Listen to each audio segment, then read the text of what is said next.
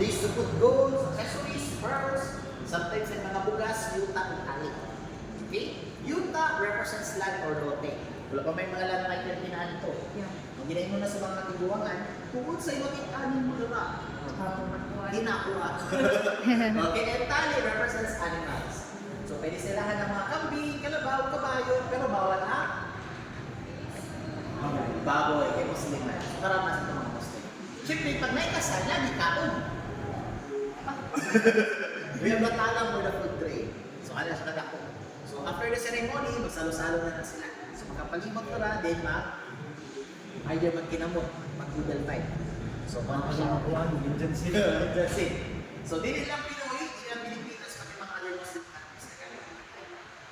Okay? So, may mga intricate design, made of brass, and kinato lang natin mga machineries. So, these are handmade or handcraft. Especially, so, galing ako, diba?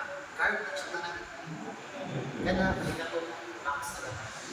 So, these are all present sa mga royalties at Muslim Islamists. Pero kawan hindi na mga royalties.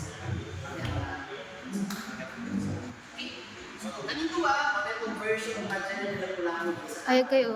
Tama tayo. So, the Philippines, Ayan, taga-speech with bits lang.